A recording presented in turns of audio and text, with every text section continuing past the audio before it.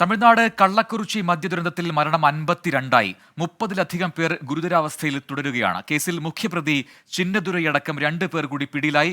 വ്യാജമദ്യദുരന്തം ഉയർത്തി തമിഴ്നാട് നിയമസഭയിൽ അണ്ണാ DMK പ്രതിഷേധിച്ചു. MK സ്റ്റാലിൻ രാജിവെക്കണമെന്നാവശ്യപ്പെട്ടായിരുന്നു പ്രതിഷേധം. മദ്രാസ് ഹൈക്കോടതിയും സർക്കാരിനെ രൂക്ഷമായി വിമർശിച്ചു. വിവരങ്ങളുമായി ശ്രീകാന്ത് കള്ളക്കുറിച്ചിയിൽ നിന്ന് മനേഷ് മൂർത്തി ചേരുന്നു. ആദ്യം ശ്രീകാന്തിലേക്ക്. ശ്രീകാന്ത്, എന്താണ് കള്ളക്കുറിച്ചിയിലെ നിലവിലെ സാഹചര്യം? 52 പേരുടെ മരണമാണ് ഇതിനോടകം സ്ഥിരീകരിച്ചത്. എന്താണ് മറ്റുള്ളവരുടെയൊക്കെ അവസ്ഥ? ആശുപത്രിയിൽ കഴിയുന്നവരുടെ സ്ഥിതി എന്താണ്?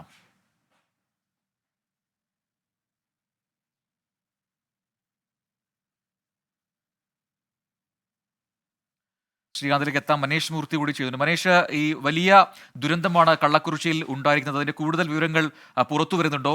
ഇതിന് പിന്നിൽ പ്രവർത്തിച്ചതിനെ കുറിച്ചുള്ള കൃത്യമായ വിവരങ്ങൾ ഇപ്പോൾ പോലീസിന് ലഭിക്കുന്നുണ്ടോ? എന്താണ് യഥാർത്ഥത്തിൽ സംഭവിച്ചത്? അത്തരം വിശദാംശങ്ങളൊക്കെ ലഭിച്ചിട്ടുണ്ടോ മനേഷ്?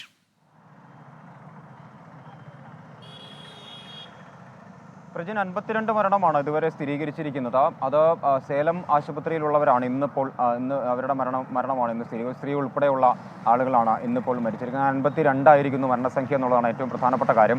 30 പേരാണ് ഗുരുതരാവസ്ഥയിൽ കഴിയുന്നത്. ഏകദേശം 118ഓളം ആളുകൾ ഇപ്പോഴും 4 ആശുപത്രികളിലായി ചികിത്സയിലുണ്ട്. പുതുച്ചേരിയിലും സേലത്തും വിഴുപ്പുരത്തും കള്ളാക്കുറിച്ചിയിലും ഏറ്റവും അധികം ആളുകളുള്ളത് കള്ളാക്കുറിച്ചിയിലാണ്. ഇപ്പോഴും കള്ളാക്കുറിച്ചിയിൽ 60-ലധികം ആളുകൾ ചികിത്സയിലുണ്ട് എന്നുള്ളതാണ് നമുക്ക് ലഭിക്കുന്ന വിവരങ്ങൾ. അങ്ങനെ ഏകദേശം 120ഓളം ആളുകൾ ഇപ്പോഴും ആശുപത്രികളിൽ ചികിത്സയിലാണ്. ഇവർക്ക് വേണ്ട എല്ലാ സംവിധാനങ്ങളും, അതായത് ഇവരെ ജീവിതത്തിലേക്ക് തിരിച്ചു കൊണ്ടുവരുന്നതിനുള്ള ചികിത്സാ സൗകര്യങ്ങളെല്ലാം തന്നെ ഒരുക്കിയിട്ടുണ്ട് എന്നാണ് മുഖ്യമന്ത്രി ഇന്ന് നിയമസഭയിൽ പറഞ്ഞത്.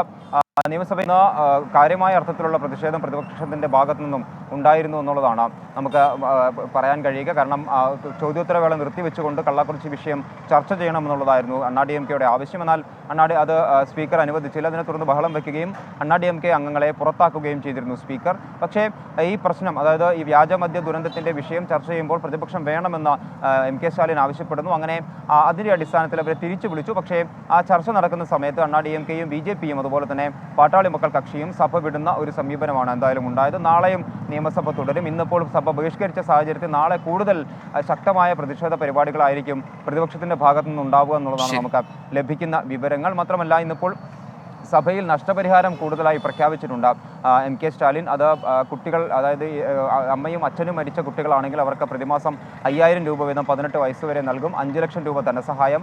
അത് രക്ഷിതാക്കളിൽ ആരെങ്കിലും ഒരാൾ മരിച്ചിട്ടുണ്ടെങ്കിൽ 3 ലക്ഷം രൂപ ധനസഹായം. അങ്ങനെയുള്ള ധനസഹായവും ഇന്നിപ്പോൾ പ്രഖ്യാപിച്ചിട്ടുണ്ട്. ഹൈക്കോടതിയിൽ നിന്നാണ് മറ്റൊരു വാർത്തയുള്ളത്. ഹൈക്കോടതി ഇന്ന് അതിരൂക്ഷമായി സർക്കാരിനെ വിമർശിച്ചിരിക്കുന്നു. അണ്ണാ DMK നൽകിയ CBIക്ക് കേസ് വിടണമെന്ന ഹർജി പരിഗണിക്കുമ്പോഴാണ് ഹൈക്കോടതിയുടെ ഭാഗത്തു നിന്ന് വലിയ തോതിലുള്ള വിമർശനം ഉണ്ടാകുന്നത്. എന്താണ് കഴിഞ്ഞ ദുരന്തങ്ങളിൽ നിന്ന് സർക്കാർ എന്താണ് പഠിച്ചത്? ഈ ദുരന്തം കൂടി കഴിയുമ്പോൾ എന്താണ് സർക്കാർ ചെയ്യുന്നത്? സാധാരണക്കാരന്റെ ജീവന് വേണ്ടി സർക്കാർ എങ്ങനെയാണ് ഇത്ര വില കുറച്ച് കാണുന്നത്? തുടങ്ങിയ അതിരൂക്ഷമായ ഭാഷയിലുള്ള വിമർശനമാണ് ഹൈക്കോടതി ഡിവിഷൻ ബെഞ്ചിന്റെ ഭാഗത്തു നിന്നും ഉണ്ടായിട്ടുള്ളത്. 26-ന് കേസ് പരിഗണിക്കുമ്പോൾ അന്വേഷണ റിപ്പോർട്ട്, അന്വേഷണത്തിന്റെ വിശദാംശങ്ങൾ, പൂർണ്ണമായ വിശദാംശങ്ങൾ, അതുപോലെ തന്നെ ഈ ദുരന്തങ്ങൾക്ക് ശേഷം വ്യാജമദ്യം തടയുന്നതിന് വേണ്ടി സർക്കാർ എന്തൊക്കെ നടപടികൾ സ്വീകരിച്ചു, ഈ 2 കാര്യങ്ങളും കൃത്യമായി അറിയിക്കണമെന്നും പറഞ്ഞിട്ടുണ്ട്. എന്തായാലും വരും ദിവസങ്ങളിലും അതാണ് ആ രീതിയിൽ രാഷ്ട്രീയമായി വലിയ വിഷയമായി ഉയർത്തുന്നുണ്ട് തമിഴ്നാട്ടിൽ വ്യാജമദ്യ ദുരന്തം. ശ്രീകാന്ത് കൂടി ചേരുന്നു കള്ളക്കുറിച്ചിയിൽ നിന്നും. ശ്രീകാന്ത്, കള്ളക്കുറിച്ചിയിലെ നിലവിലെ സാഹചര്യം എന്താണ്? നിരവധി പേർ ഇപ്പോഴും ഈ വ്യാജമദ്യം കുടിച്ച ആൾക്കാർ ചികിത്സയിലുണ്ടെന്ന വാർത്ത നേരത്തെ വന്നിരുന്നു. അവരുടെയൊക്കെ അവസ്ഥ എന്താണ്? ഈ 52 മരണം, അതിന്റെ നടുക്കത്തിൽ തന്നെയല്ല ഇപ്പോഴും ആ ഗ്രാമം?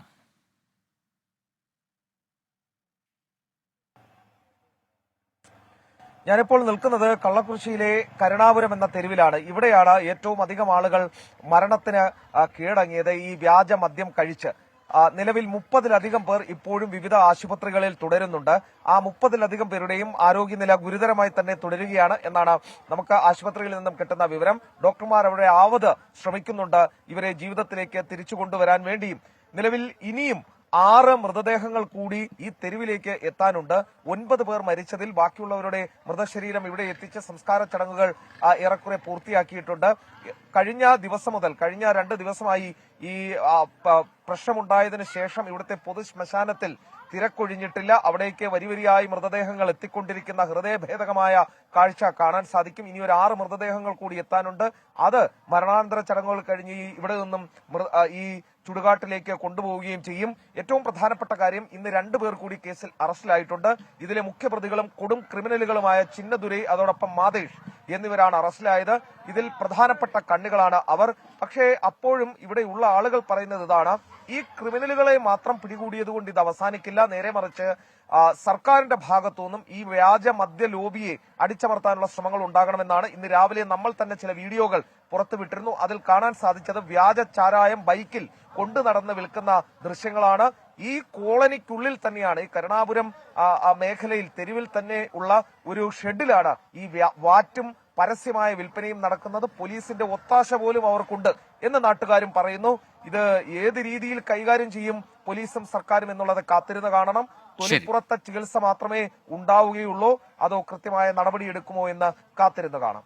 കള്ളക്കുറിശ്ശിയിൽ നിന്നാണ് ശ്രീകാന്ത് വിവരങ്ങൾ പങ്കുവച്ചത്. എന്തായാലും ഇപ്പോഴും 30-ലധികം ആൾക്കാർ ഗുരുതരാവസ്ഥയിൽ തുടരുകയാണ്. കേസിൽ മുഖ്യപ്രതി ചിന്നദുരൈയടക്കം 2 പേർ കൂടി പിടിയിലായിട്ടുണ്ട് എന്നതാണ് ഇന്നത്തെ ഈ വാർത്തയിലെ പുതിയ അപ്ഡേറ്റുകൾ.